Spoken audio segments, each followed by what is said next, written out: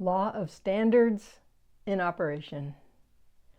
The operation of standards underlies the operation of isness because isness takes on structure in order to be in relationships. Standards allow for the creation of structures. For example, the standards for how atoms are formed determines their structure. In this universe, consciousness is the standard of existence, and it operates through fundamental standards of beingness. In other words, specifications for what it takes to be an entity in this world are standards set by consciousness. This means that beingness is the operation of consciousness, source, wholeness, and creation in relative reality, according to the standards set up for this existence. Revealed in humanity. From a human perspective, standards provide for ordering and continuity. They help us manage life by providing ways of taking action so that we do not have to reinvent processes over and over again. For example, many employers provide a policy manual that addresses standards for the organization. Similarly, people have standards for eating, housekeeping, maintaining relationships, and many other aspects of life. Standards provide a common way of working together in a given domain. They provide structure for addressing people's concerns. New technologies prompt humanity to bring new standards into existence. When we have new possibilities for action, we form new standards.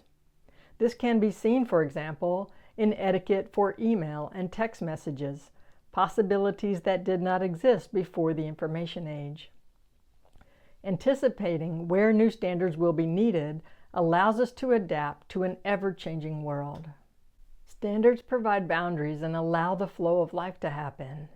Most commonly, they are operative in the background as local customs.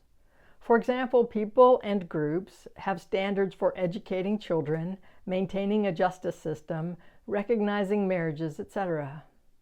When standards are effective, they bring about wholeness and well-being because people behave with integrity and proper ordering.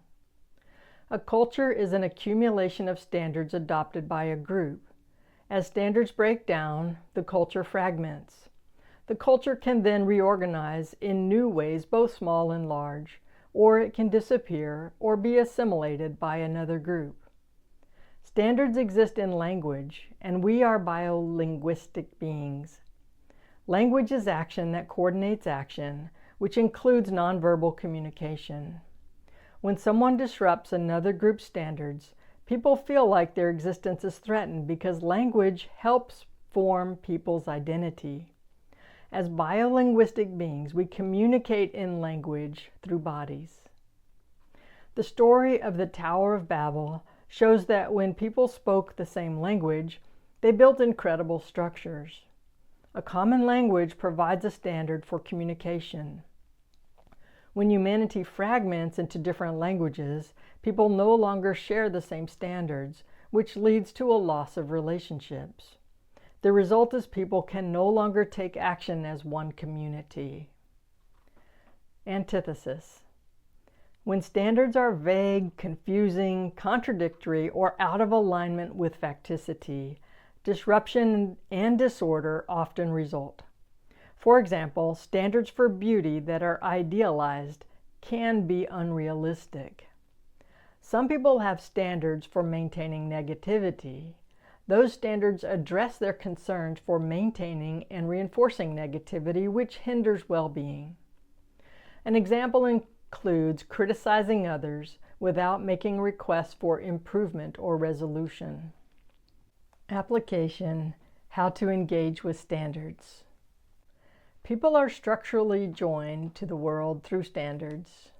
Often they inherit standards from their family and culture because that is practical and expedient. Without common standards, people would take time to think through every aspect of life. Time-tested standards are like rocks in a tumbler. You put in ordinary rocks and they come out looking polished.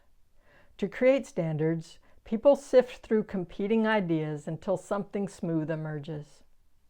People tend to get upset when their attachments to the world are disrupted.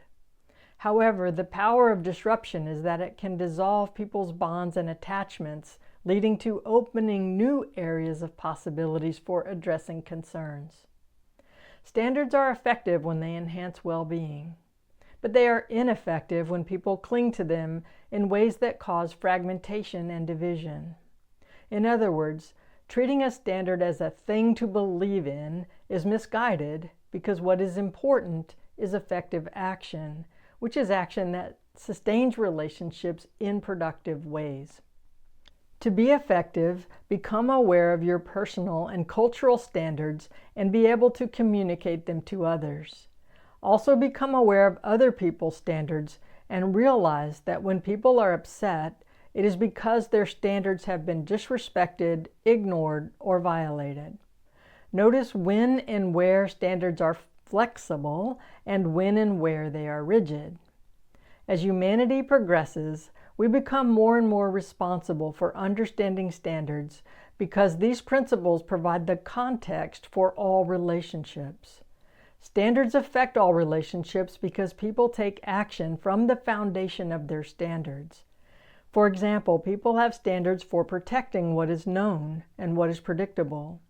People also have standards for how much change to tolerate and how quickly to incorporate it. When you are upset, know that it is because one or more of your standards has been violated. Some standards may be purely ego-based, while others are closer to oneness. Mixing standards or being unclear about which ones are being advocated can lead to confusion. For example, is it compassionate to give money to people who spend that money on drugs or alcohol? Human standards are most effective when they are developed in alignment with universal wisdom. Access conscience to determine which standards to apply.